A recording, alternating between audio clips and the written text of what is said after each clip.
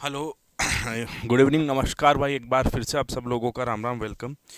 मैं शुभम आप सभी लोगों का कौटिल्य क्लासेस में हार्दिक स्वागत करता हूं। हम लोग जो पढ़ रहे थे कंप्यूटर साइंस के कुछ फंडामेंटल चीज़ों के बारे में। कल हमने जैसे इंटरनेट कॉन्सेप्ट को स्टार्ट किया था और ख़त्म भी किया था। मेन मेन जो फीचर्स हैं, मेन मेन जो चीज़ें हैं जो हम कंप्यूटर के फंडामेंटल के बारे में हमें पता होनी चाहिए, वो हम लोगों ने देखी थी। Gunjan, good evening. थोड़ा सा आगे बढ़ते हैं। आज हम लोग देखते हैं कि जब हम लोग एक बेसिक प्रिपरेशन करते हैं तो वहाँ पर एक चीज़ आता है कि हम लोगों को प्रोग्रामिंग लैंग्वेजेस का बेसिक नॉलेज होना चाहिए कि प्रोग्रामिंग लैंग्वेजेस क्या होती है, कैसे लैंग्वेजेस जो होती है वो आपस में रिलेट करती है, किस प्रकार से लैंग्वेजेस को बनाया गया था और क्यों हमें लैंग्वेजेस की ज़रूरत पड़ी थी। ठीक है। गुड इवनिंग, नमस्कार। लैंग्वेजेस बनाते भी हैं तो किन किन चीज़ों की ज़रूरत पड़ती है, हम क्यों यूज़ करते हैं, हमें बिना क्या प्रोग्रामिंग लैंग्वेजेस के हमारा काम नहीं हो सकता क्या। तो बहुत सारी चीज़ें, बहुत सारे सवाल हैं हमारे कि क्यों प्रोग्रामिंग लैंग्वेजेस को बनाया गया था। तो एक छोटा सा आज थ्योरी पढ़ते हैं हम लोग। हेडिंग लगाइएगा, प्रोग्रामिंग लैंग्वेजेस क्या होती है। देखिएगा, प्रोग्रामिंग लैंग्वेजेस। देखो, प्रोग्रामिंग लैंग्वेजेस की बात करें तो उससे पहले एक छोटा सा एक टर्म होता है, वो हम सबको याद होना चाहिए। प्रोग्रामिंग लैंग्वेजेस के पहले एक छोटा सा टर्म होता है जो हमें पता होना चाहिए, और वो टर्म है कि प्रोग्राम क्या होता है। ठीक है, प्रोग्रामिंग लैंग्वेजेस तो ठीक है, वहां से भी पहले हमें ये पता होना चाहिए कि प्रोग्राम क्या है। प्रोग्राम क्या होता है? देखो, प्रोग्राम का मतलब होता है कि देखो, एक कहीं से भी देखें, प्रोग्राम क्या होता है। प्रोग्राम का मतलब होता है जब हम लोग मल्टीपल स्टेटमेंट्स का प्रयोग करें, जब हम लोग मल्टीपल इंस्ट्रक्शंस का प्रयोग करें। अगर मैं आपको एक छोटी सी बात कहूँ, केवल एक बात, तो वो प्रोग्राम नहीं हो सकती। लेकिन अगर मैं बोलते ना कि चलो हम कहीं घूमने चलेंगे, प्रोग्राम क्या है बताओ, हम यहाँ से पहले दिल्ली चलेंगे, दिल्ली से वहाँ चलेंगे, वहाँ से वहाँ घूमेंगे, तो ये कंप्लीट एक प्रोग्राम है। कंप्यूटर के संदर्भ में प्रोग्राम क्या हो सकता है कि कंप्यूटर को भी हमें क्या करना पड़ेगा, मल्टीपल इंस्ट्रक्शंस देने पड़ेंगे, कंप्यूटर को भी हमें निर्देश देने पड़ेंगे।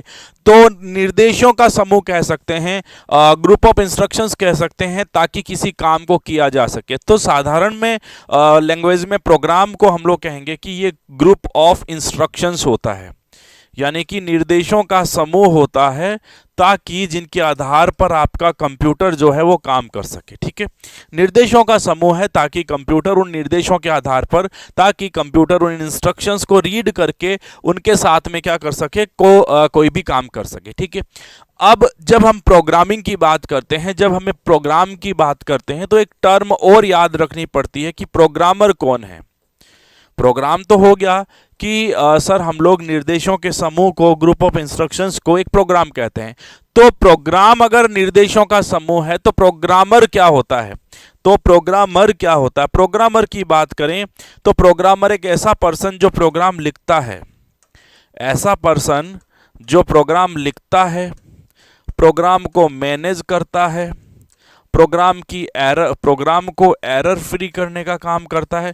यानी कि ऐसा कोई पर्टिकुलर पर्सन, ऐसा कोई पर्टिकुलर व्यक्ति जो आपके प्रोग्राम को मैनेज करता है, जो आपके प्रोग्राम की एक एक चीज़ को रीड करता है, उसे एरर फ्री करता है, ताकि आप लोग जो है, ताकि आप लोग उस प्रोग्राम को अच्छे से ले सकें। ठीक है, अच्छे से यूज़ में ले सकें। अब अगर प्रोग्रामिंग लैंग्वेज की बात करूं तो प्रोग्रामिंग लैंग्वेजेस हमने बहुत पढ़ी है सर। जावा है, सी प्लस प्लस है, सी है, कोबोल है, फॉर्ट्रन है। तो प्रोग्रामिंग लैंग्वेजेस, ठीक है, हाँ जी बिल्कुल मिलेगा, यूपी लेखपाल में मिलेगा। ठीक है, तो देखिएगा कि मैंने कहा ना कि प्रोग्रामिंग लैंग्वेजेस के प्रकार कितने होते हैं। तो लोग अक्सर ये बताते हैं कि C, C plus plus, Java programming languages है। नहीं, मैं उससे भी पहले ये बात करता हूं कि प्रोग्रामिंग लैंग्वेजेस के प्रकार कितने होते हैं, टाइप्स। प्रोग्रामिंग लैंग्वेजेस के अगर मैं प्रकार की बात करूं तो प्रकार होते हैं दो।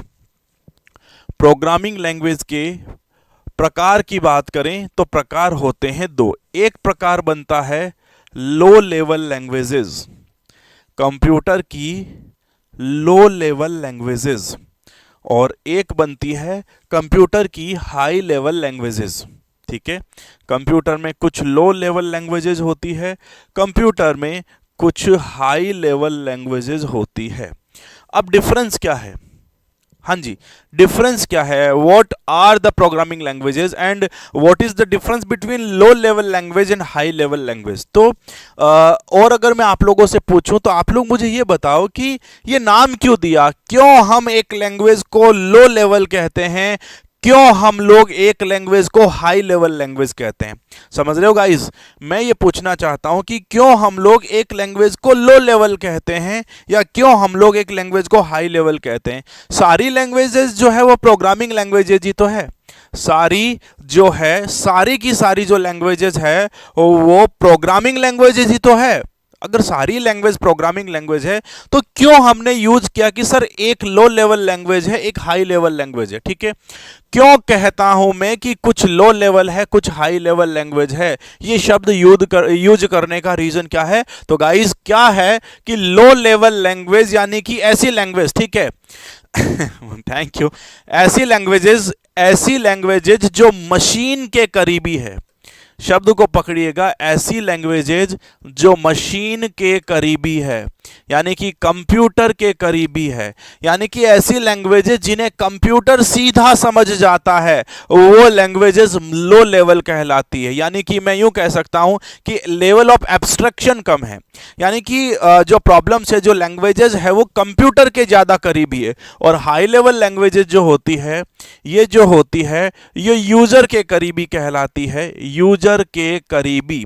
इसका रीजन क्या है कि इसका जो कोड है वो हमें सीधा समझ में आता है। तो इसलिए लैंग्वेजेस को बोला गया कि कुछ लैंग्वेज लो लेवल है जो मशीन समझता है, कुछ लैंग्वेज हाई है जो हम समझते हैं। ठीक है, तो दुनिया की वो लैंग्वेजेस जिनकी कोडिंग कंप्यूटर समझ जाता है वो लो लेवल कहलाती है, और ऐसी लैंग्वेजेस जिनकी कोडिंग हम समझ जाते हैं वो हाई लेवल कहलाती है। लो लेवल लैंग्वेजेस को दो प्रकार में डिवाइड करते हैं। एक लैंग्वेज आपकी जो है वो है मशीन लेवल लैंग्वेज, एक लैंग्वेज आपकी है मशीन लैंग्वेज और दूसरी आपकी है यहां पे असेंबली लैंग्वेज, असेंबली लैंग्वेज।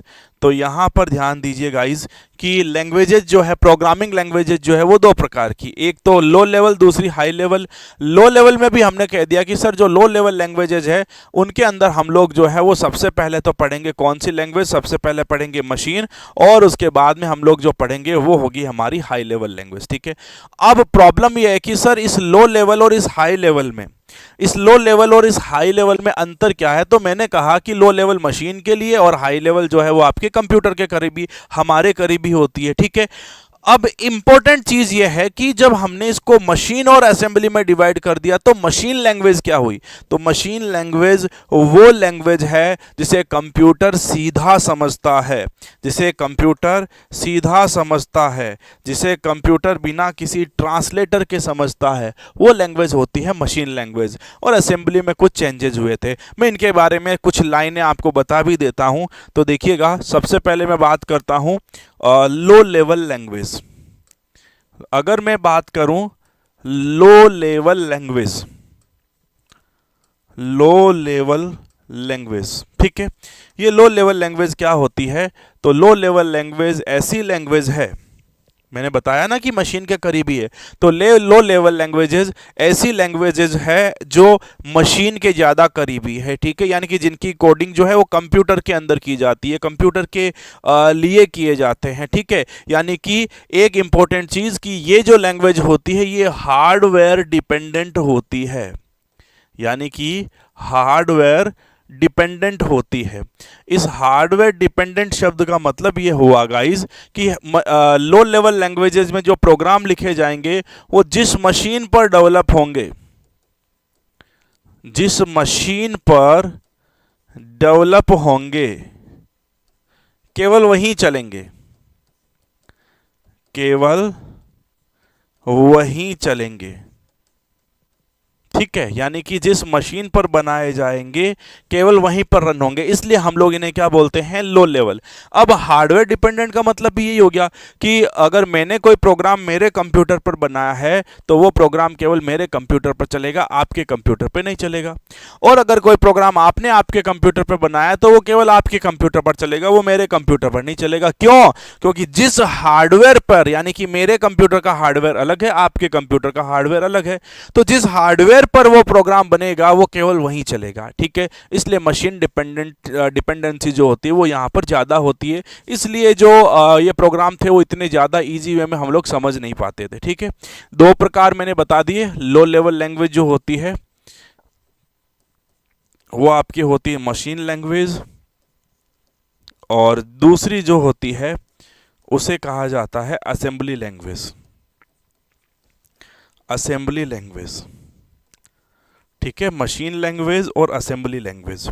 अब मशीन लेवल क्या होती है? नमस्कार, मशीन लैंग्वेज की बात करूं तो मशीन लैंग्वेज क्या होता है, तो देखो मशीन और असेंबली के बारे में बात करें तो पहले मैं अगर मशीन लेवल की बात करूं तो मशीन लेवल लैंग्वेजेस को हम लोग कंप्यूटर की या दुनिया की पहली जनरेशन की लैंग्वेज कहते हैं, first generation language. First generation language, ठीक है, मशीन लैंग्वेज को हम लोग कंप्यूटर की पहली जनरेशन की लैंग्वेज कहते हैं, फर्स्ट जनरेशन की लैंग्वेज। क्योंकि इसमें जो प्रोग्राम था वो 0 और 1 की स्ट्रिंग के रूप में होता था। क्योंकि फर्स्ट जनरेशन, क्योंकि इसका जो प्रोग्राम था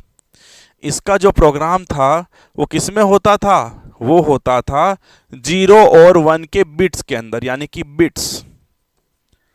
बिट्स में होता था, जैसे 0 1 1 0 1 1 1 0 0 0, ये जो है वो एक प्रोग्राम होता था। अब प्रॉब्लम क्या था कि ये जो लैंग्वेज थी, क्योंकि कंप्यूटर भी कहता है कि भाई मुझे तो 0 1 ही समझना है, कंप्यूटर को भी 0 1 समझना है, इस मशीन लैंग्वेज का प्रोग्राम भी 0 1 में है, तो मजा आ गया ना। ये तो मजा ये आ गया कि यहाँ पर किसी भी प्रकार के ट्रांसलेटर की जरूरत नहीं पड़ती थी। ठीक है, यानी कि कंप्यूटर इस लैंग्वेज के प्रोग्राम को सीधा समझ जाता था, कंप्यूटर इस लैंग्वेज के प्रोग्राम को सीधा समझ जाता था।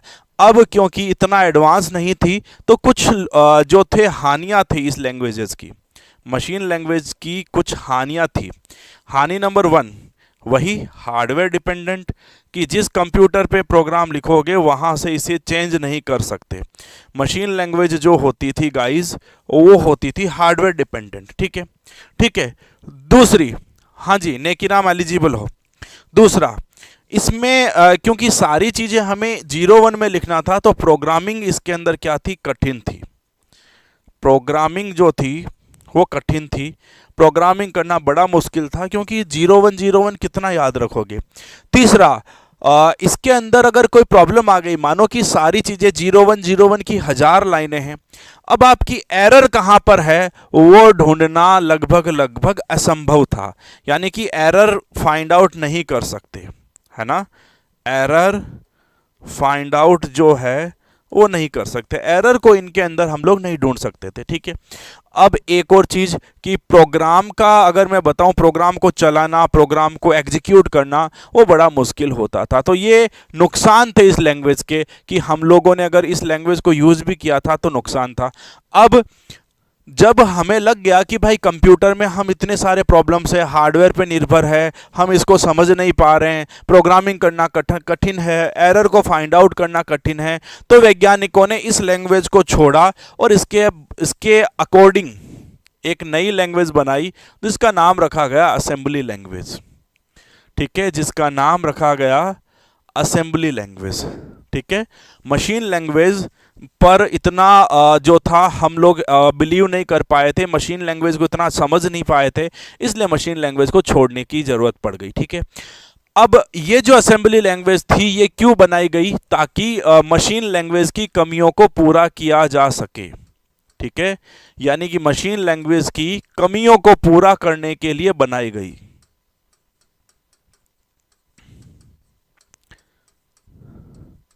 मशीन लैंग्वेज की कमियों को पूरा करने के लिए क्या बनाया गया? असेंबली लैंग्वेज बनाया गया। अब असेंबली लैंग्वेज जो थी ना गाइज, वो पूरी तरीके से कन्वर्ट नहीं हुई थी, यानी कि मशीन से असेंबली बनाई, लेकिन असेंबली पूर्णतया मशीन जो लैंग्वेज है उससे पीछा नहीं छुटा पाई थी। यानी कि इस लैंग्वेज में क्या था कि जो डेटा था, यानी कि जो डेटा था वो तो आज भी 001 में ही था, ठीक है, जैसे ये डेटा और ये डेटा। असेंबली लैंग्वेज का डेटा तो आज भी 0101 ही था, लेकिन इसके बीच में जो ऑपरेशन होते थे, जैसे जोड़ना है, तो मशीन लैंग्वेज में तो जोड़ने के लिए हम लोग 1011 कुछ यूज में लेते थे, बट यहाँ पे यूज में लेते लगे ऐड। यहाँ पर मल्टीप्लिकेशन के लिए यूज में लेने लगे मूल। इसका मतलब क्या हुआ कि असेंबली लैंग्वेज का जो कोड हुआ वो कुछ नंबर पर और कुछ अल्फ़ाबेट पर आधारित हुआ, इसलिए इस लैंग्वेज का जो कोड है वो कहलाता है अल्फा न्यूमेरिकल। ठीक है, असेंबली लैंग्वेज का जो कोड है वो अल्फा न्यूमेरिकल कहलाता है। और जब अल्फा न्यूमेरिकल है तो यहां पर क्या था, इन अल्फा न्यूमेरिकल लैंग्वेज को या इसको कोड को, ये जो कोड थे इन्हें कहा जाता था सिंबल्स।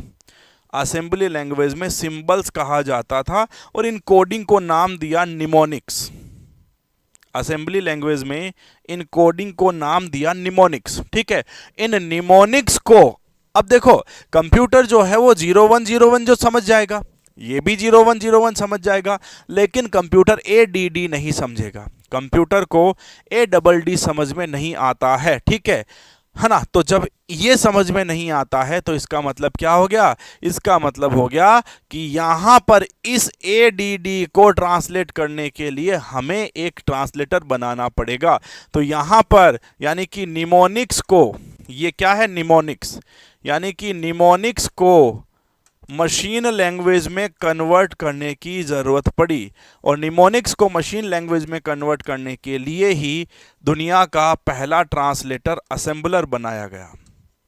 ठीक है, तो हम कहते हैं ना कि असेंबली लैंग्वेज के लिए हम लोग किसका यूज़ करते हैं, तो असेंबली लैंग्वेज के लिए हम लोग जो ट्रांसलेटर यूज़ करते हैं वो ट्रांसलेटर आपका कौन सा है? असेंबलर। अब देखो, जैसे मशीन लैंग्वेज जो थी गाइस वो हार्डवेयर डिपेंडेंट थी। ठीक है, हार्डवेयर पर डिपेंड करती थी, निर्भर करती थी। तो इसकी भी हानि यही थी, इसकी हानि यही थी कि क्योंकि 0101 से पीछा नहीं छूटा था, तो ये भी हानि इसकी ये थी कि ये हार्डवेयर डिपेंडेंट था। यानी कि असेंबली लैंग्वेज में आप लोगों ने जिस कंप्यूटर पर प्रोग्राम बना दिया, ठीक है, जिस मशीन पर प्रोग्राम बना दिया, आप वहां से चेंज नहीं कर पाओगे, है ना? यानी कि मेरे कंप्यूटर पर असेंबली लैंग्वेज में भी प्रोग्राम बनाना तो गाइज उसे चेंज नहीं करेंगे, आपके कंप्यूटर पर बनाए तो हम लोग उसे चेंज नहीं करेंगे। ये इसकी हानियां थी, लेकिन फायदा ये था कि एरर को फाइंड आउट करना ईजी हो गया था। ठीक है, हाँ, वो ग्रेजुएशन के बाद में लिखा है, A लेवल का लिखा उन्होंने, लेकिन 1 वर्ष का कोई भी कोर्स चलेगा, तो इसका मतलब O लेवल चलेगा। ठीक है, 1 साल का कोई भी का कोर्स जो है ना लिखा हुआ उन्होंने क्लियर कर, तो इसका मतलब आप अगला जो कोर्स है हमारा O लेवल का, वो भी 1 ही साल का होता है ना, तो आराम से यूज़ में ले सकते हैं। ठीक है, कोई प्रॉब्लम नहीं। ठीक है, चलिए अब देखो, यहाँ तक समझ में आ गया असेंबली लैंग्वेज क्या थी, मशीन लैंग्वेज क्यों थी? क्योंकि ये जो लैंग्वेजेस थी ये इतनी एडवांस नहीं थी। ठीक है, हार्डवेयर डिपेंड थी दोनों की दोनों लैंग्वेज, कोडिंग करना मुश्किल था, बट असेंबली लैंग्वेज में हम लोग एरर फाइंड आउट कर सकते थे क्योंकि कुछ कुछ शब्द जो थे वो इंग्लिश में थे।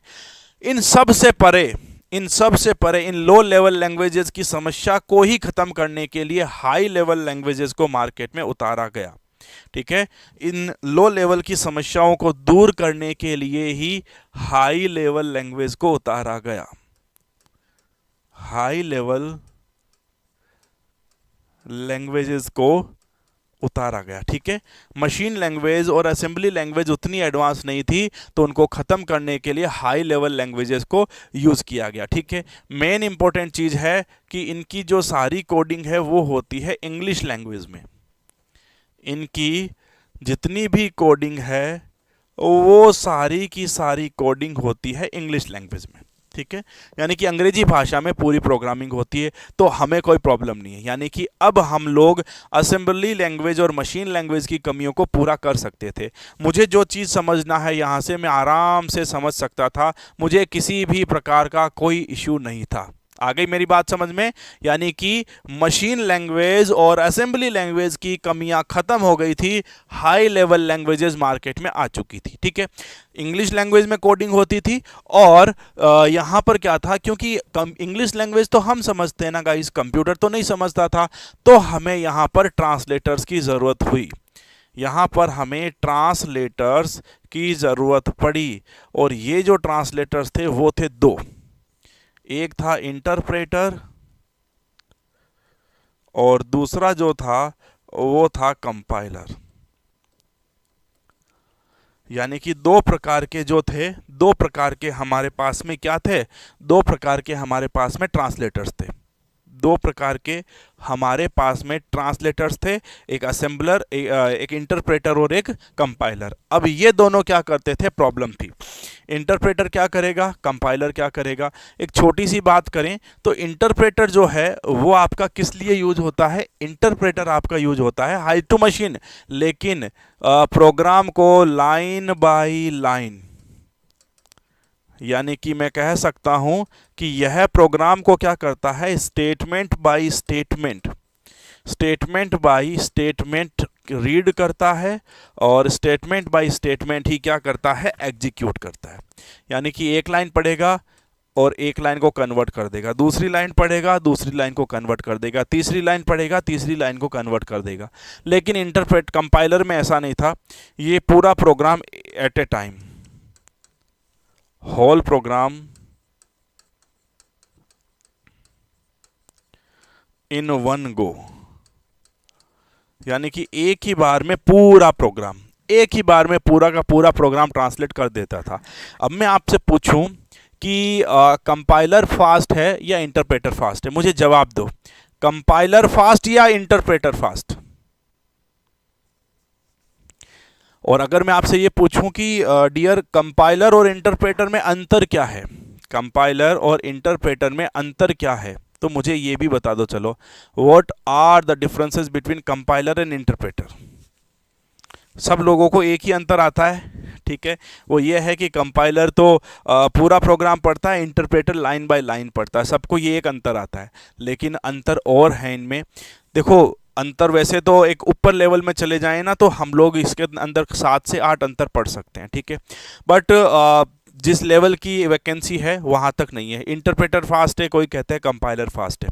देखो क्या होता है गाइज, कंपाइलर जो है फास्ट भी है और कंपाइलर में समय भी कम लगता है। कैसे, क्यों, रीजन क्या है, कोई बताएगा कि कंपाइलर फास्ट क्यों है?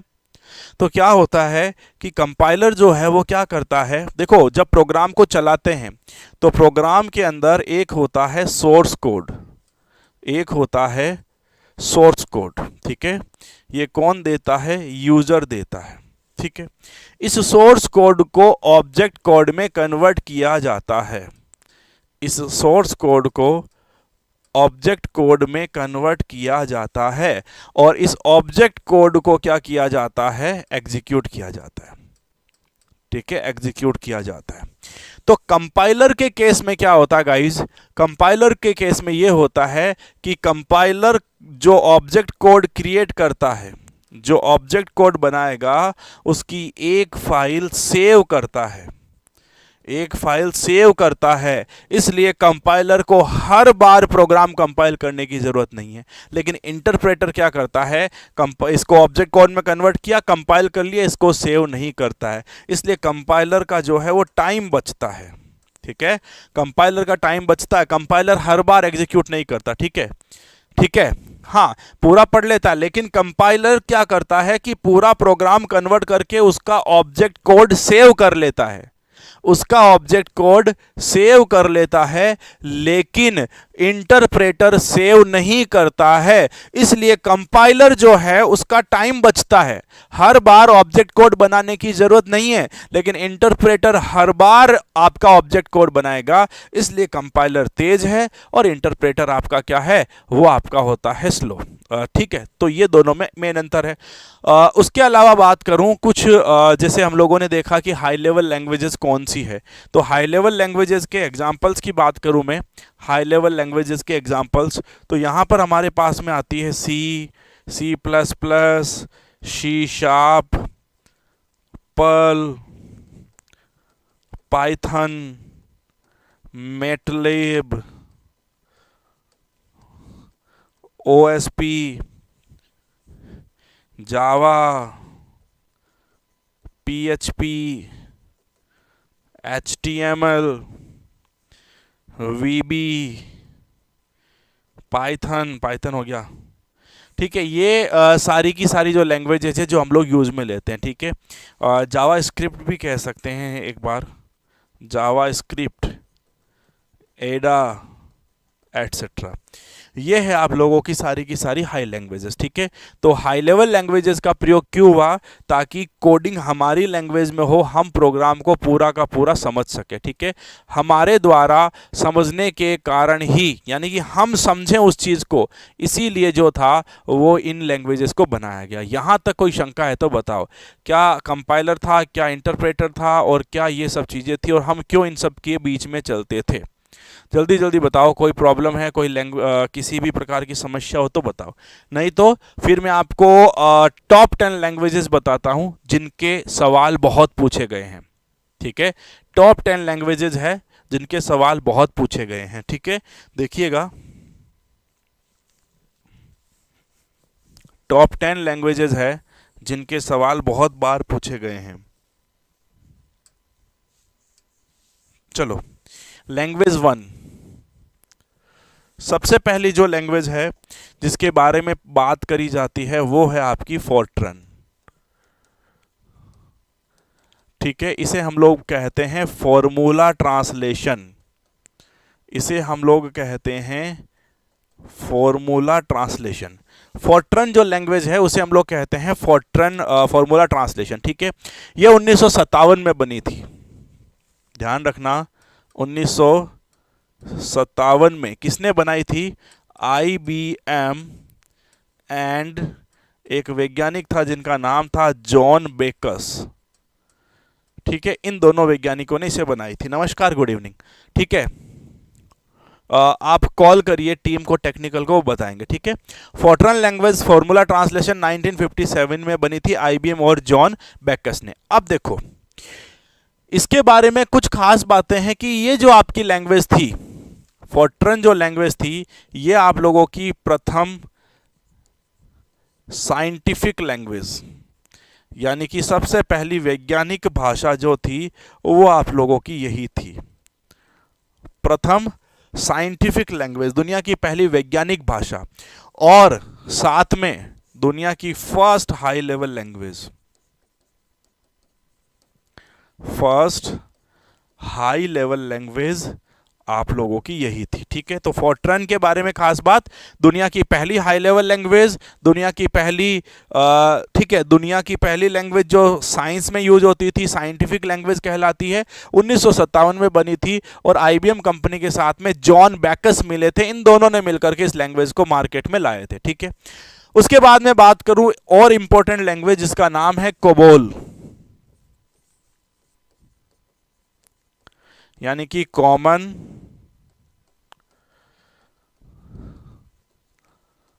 बिजनेस ओरिएंटेड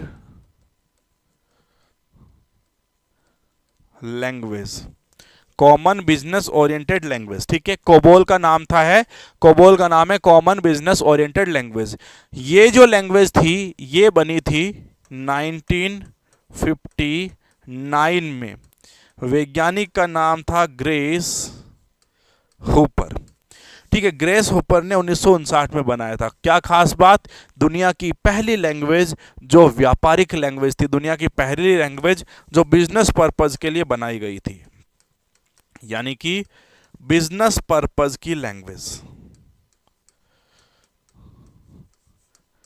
बिजनेस पर्पज वाली जो लैंग्वेज थी वो यही थी। ठीक है, दुनिया की पहली लैंग्वेज तो हम फोर्ट्रन पढ़ते हैं, सेकंड नंबर दुनिया की पहली बिजनेस वाली लैंग्वेज तो हम लोग पढ़ते हैं COBOL, common business oriented language. इन सब चीज़ों को नोट करिएगा और ध्यान से पढ़िएगा। ठीक है, फिर हम और आगे चलते हैं, तो 3 नंबर जो लैंग्वेज है गाइज वो आपकी आ जाती है यहाँ पर, आपने नाम सुना होगा बिगनर्स वाली, यानी कि बेसिक, बेसिक, बेसिक, यानी कि beginners all purpose symbolic instructions code. ठीक है, यानी कि beginners all purpose symbolic instructions code, ये लैंग्वेज आई थी। ये क्यों आई थी या इसका ज़रूरत क्या था? ये पहली बात तो देखो, लगभग 1964 के अंदर ये लैंग्वेज बनाई गई थी, 1964। और जॉन कैमेनी एक वैज्ञानिक थे जिन्होंने इस लैंग्वेज को बनाया था। और ऐसा कहा जाता है कि इनके साथ में एक थॉमस कुर्ज करके वैज्ञानिक थे, वो भी ऐड हुए थे, थॉमस कुर्ज, वो इनके साथ में ऐड हुए थे। अब ये जो बिजनेस पर्पस लैंग्वेज थी या जो ये आपकी बिगनर्स ऑल पर्पस थी, इसे प्रोग्रामर्स की भाषा कहा जाता है। ठीक है, इसके बारे में ये कहा जाता है कि लगभग लैंग्वेजेस के लिए ये एक बेस लैंग्वेज का काम करती है, बेस लैंग्वेज का काम करती है। ठीक है, बेस लैंग्वेज का काम करती है। अगर आप लोग नई लैंग्वेजेस बनाओगे तब आप लोगों को ये लैंग्वेज आनी चाहिए। ये कहीं ना कहीं एक बेसिक जो है आप लोगों की स्टार्टिंग जो लैंग्वेज है, बेसिक जो लैंग्वेज है, वो आपके काम आती है। ठीक है, उसके बाद में और देखो, मैं नाम तो आपको बताऊं, मैं 4 नंबर पे आती है पास्कल लैंग्वेज। पास्कल जो लैंग्वेज है, आपने सुना होगा, एक वैज्ञानिक थे जिन्होंने 1642 में पास्कलाइन बनाया था। एक वैज्ञानिक थे जिन्होंने 1642 में पास्कलाइन बनाया था, 1642 में पास्कलाइन बनाया था। और वैज्ञानिक का नाम था ब्लेज पास्कल, ब्लेज पास्कल। तो ब्लेज पास्कल के सम्मान में, ठीक है, ब्लेज पास्कल के सम्मान में ये लैंग्वेज बनी थी। और बनाने वाले थे आपके निकोलस वर्थ, बोला जाता है निकोलस वर्थ। सन जो है वो आपका था 1970, 1970। निकोलस वर्थ, इन्होंने ये बनाई थी। और ये एक मैथ्स की लैंग्वेज थी।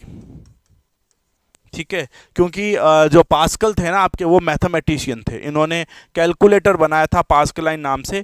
तो इनके लिए एक मैथ्स की लैंग्वेज बनाई 1970 में निकोलस वर्थ नामक वैज्ञानिक ने। ठीक है, निकोलस वर्थ नामक वैज्ञानिक ने बनाई थी, जो मार्केट में बहुत अच्छे लेवल तक चली थी। ठीक है, यहाँ तक कोई डाउट किसी को? ये चीज़ें बहुत इंपॉर्टेंट है, लैंग्वेजेस के नाम, लैंग्वेजेस का सन, और लैंग्वेजेस बनाई किसने थी। ठीक है, इसी संदर्भ में एक लैंग्वेज और पढ़ते हैं हम लोग, 5 नंबर लैंग्वेज, जिसका नाम है सी लैंग्वेज। सी लैंग्वेज, सी लैंग्वेज बनाई थी सन 1972 में, किसने? डेनिस रिची ने। डेनिस रिची ने ये लैंग्वेज 1972 में डेवलप करी थी। अब देखो, इसके बारे में ये कहा जाता है कि ये जो लैंग्वेज थी, ये बहुत सारी लैंग्वेजेस के लिए आज भी बेस, यानी कि जब आप प्रोग्रामिंग सीखते हो ना, तो आपको ये बोला जाता है कि सी लैंग्वेज सीखो, फिर आगे वाली चीज़ें मर्ज हो जाती है, या आगे वाली लैंग्वेजेस आपको आसानी से समझ में आ जाती है। ठीक है, तो सी लैंग्वेज जो है, इसके बारे में एक चीज़ जो बहुत बार पूछा गया सवाल, कि सी लैंग्वेज में लिखा गया सबसे बड़ा प्रोग्राम, सी लैंग्वेज में लिखा गया सबसे बड़ा प्रोग्राम कौन सा है? तो मैं ये कहूँगा कि वो जो प्रोग्राम है उसका नाम है Unix operating system. Unix operating system पूरा किस में लिखा गया है? आपका सी लैंग्वेज में, यूनिक्स ऑपरेटिंग सिस्टम। ठीक है, 1970 में बनाया था केन थॉम्पसन ने, केन थॉम्पसन ने। अब देखो, हाँ जी, नमस्ते। जब सबसे बड़ा प्रोग्राम केन थॉम्पसन ने ये 1970 में बना दिया था, ठीक हो, जब 1970 में ये लैंग्वेज बन गई थी, ये जो प्रोग्राम बन गया था, तो लैंग्वेज तो 1972 में लॉन्च हुई थी। यानी कि ध्यान रखना, सी लैंग्वेज किस लिए बनाई गई थी? तो सी लैंग्वेज को यूनिक्स के लिए ही बनाया गया था। ठीक है, सी लैंग्वेज यूनिक्स के लिए ही बनी थी, बाद में तो इसे लॉन्च कर लिया था। ठीक है, यूनिक्स के लिए ही बनाई गई थी ताकि यूनिक्स ऑपरेटिंग सिस्टम को डेवलप किया जा सके। ठीक है, उसके बाद में लैंग्वेज नंबर 6 हम लोग पढ़ते हैं एडा। सन है 1980, सन है 1980। अब एडा कौन थी, प्रॉब्लम तो वो है आपके पास में सबसे बड़ी। ठीक है, देखो उनके बारे में बोला जाता है कि 1980 के अंदर दुनिया की एक पहली प्रोग्रामर थी। सन 1834 में कंप्यूटर आया था, एनालिटिकल इंजन। उस कंप्यूटर पर इन्होंने प्रोग्राम विकसित किया था। तो दुनिया की पहली प्रोग्रामर कौन है, आपकी एडा ऑगस्टा। ठीक है, यानी कि एडा ऑगस्टा। पहले तो इसका जो सन है वो 1980 था, और डॉक्टर जॉन ने इन्हें जो था क्रिएट किया था। जॉन लगभग इसका इनका कुछ नाम ऐसा ही है कि इसबिया करके कुछ नाम है इनका, बिया। ठीक है, ये जो लैंग्वेज थी, ये फर्स्ट प्रोग्रामर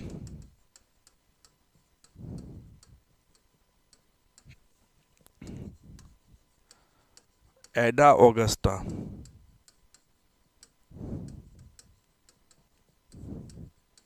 के नाम पर। ठीक है, एडा ऑगस्टा जो थी दुनिया की पहली प्रोग्रामर। यस बिल्कुल, एडा ऑगस्टा, या इसे एडा लवलेस भी बोला जाता है। ये एक्चुअल में उन्हीं के नाम पर ये जो लैंग्वेज थी वो डेवलप की गई थी।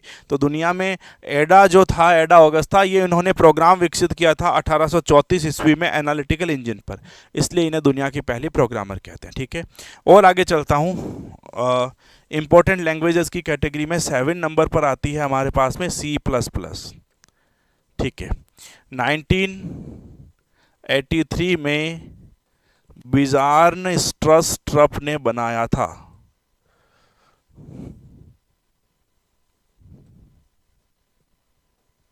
स्ट्रप सन 1983 में बिजार्न स्ट्रप ने लॉन्च करी थी। इस लैंग्वेज के बारे में खास बात तो हम कहते हैं कि ये जो लैंग्वेज थी ये ऑब्जेक्ट ओरिएंटेड लैंग्वेज थी। ठीक है, C++ ऑब्जेक्ट ओरिएंटेड लैंग्वेज थी।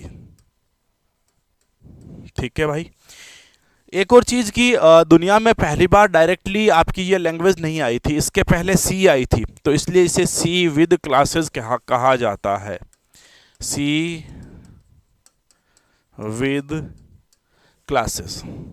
8 नंबर जो लैंग्वेज है हमारे पास में C++ के बाद में नमस्ते, कोई बात नहीं, वेलकम सर, वेलकम। हमारे पास में जो लैंग्वेज है वो है VB, विजुअल बेसिक, यानी कि विजुअल बेसिक। यह लैंग्वेज बनी थी 1991 और बनाई किसने थी, माइक्रोसॉफ्ट। सन 1991 माइक्रोसॉफ्ट कंपनी ने यह लैंग्वेज बनाई थी। ठीक है, कुछ खास बात तो नहीं है इसके बारे में, लेकिन हाँ, इसमें हमें कोडिंग लिखने की ज़रूरत नहीं पड़ती थी, कुछ सीधे टूल मिलते थे जिनको ड्रॉ करते थे। ठीक है, यानी कि इसके अंदर कोडिंग की ज़रूरत नहीं पड़ती थी, सीधे टूल्स ड्रॉ करते थे। ठीक है, यानी कि माना कि हमें कोई त्रिभुज चाहिए तो मुझे त्रिभुज की चेटिंग वो लिखने की ज़रूरत नहीं करती थी। ठीक है, और जावा सर इंटरनेट में इम्पोर्टेंट, हाँ जी, जावा अभी जो है, हाँ मैं लिखा रहा हूँ जावा के बारे में आपको। ठीक है, विजुअल बेसिक 91, कोडिंग नहीं होती थी, टूल्स होते थे। जैसे ट्राइंगल बनाना है ना, तो सीधा ट्राइंगल को ड्रॉ करना है। ठीक है, हमें कुछ लिखने की ज़रूरत नहीं है। भाई राज, आपका कमेंट दिख गया है, एक बार में ही दिख जाता है, तो बार बार ना करें क्योंकि टीम आपको ब्लॉक कर सकती है। इसलिए यहाँ तक ठीक है, दिख गया, ओके, कोई प्रॉब्लम नहीं है, थैंक यू, बट कमेंट को रोक दीजिए। ठीक है, तो ये हो गया। 9 नंबर लैंग्वेज हम लोग देख लेते हैं यहाँ पर, उसका नाम है पाइथन। 9 number Python. अभी इन दिनों की लैंग्वेज है, लगभग 1991 में आई थी। ये जो लैंग्वेज थी, देखो 1991, GV रॉसम, इन्होंने इसे डेवलप किया था। पाइथन का खास बात क्या है कि ये इंटरप्रेटेड लैंग्वेज है। पाइथन की खास बात क्या है, ये इंटरप्रेटेड लैंग्वेज है, इंटरप्रेटेड लैंग्वेज है। रीजन, इंटरप्रेटर का प्रयोग करती है। इंटरप्रेटर का प्रयोग करती है, ठीक है। सेम ऐसी की ऐसी लैंग्वेज देखो, दुनिया की लगभग सारी लैंग्वेजेस जो है हाई लेवल लैंग्वेजेस, वो आपका कंपाइलर ही यूज करती है। बट ये जैसे पर्ल, पाइथन, रूबी, ये सारी की सारी इंटरप्रेटर का यूज करती है। तो इस हिसाब से भी आपकी क्या हो जाती है, इंटरप्रेटर इंपॉर्टेंट हो जाती है। तो इन लैंग्वेजेस का नाम, इन लैंग्वेजेस का सन, ये सारी बातें जो है ना पूरी की पूरी ध्यान रखना। एक 10 नंबर जो है वो हम लोग देखते हैं, उसका नाम है जावा। सन 1995 में बनी थी और सन माइक्रो सिस्टम ने इसे बनाई थी। सन माइक्रो सिस्टम ने 1995 में इसे बना दिया था। खास बात क्या था, देखो दुनिया में सबसे पहले एक ओक नाम से लैंग्वेज बनी थी, AOAK, एक छोटी लैंग्वेज जो क्या हुई, जो फेल हो गई थी। ओक नाम का कोडिंग बना था, यस ओक नाम का कोडिंग बना था जो फेल हुआ था। तो फेल होने के कारण इसे 1995 में जावा नाम देकर नया बनाया गया, ठीक है। इंटरनेट एप्लीकेशंस में ज़्यादा यूज होती है। इंटरनेट एप्लीकेशन में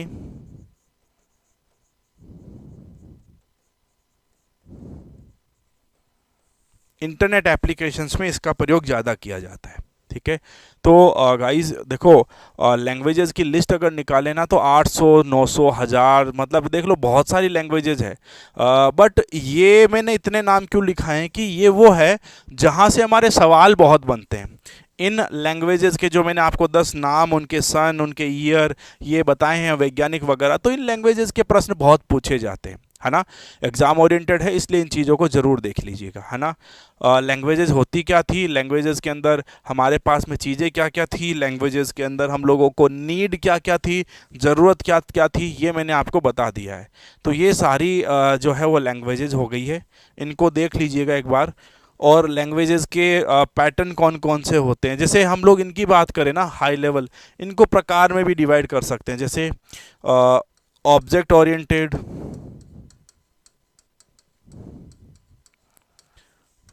प्रोसीजरल ओरिएंटेड,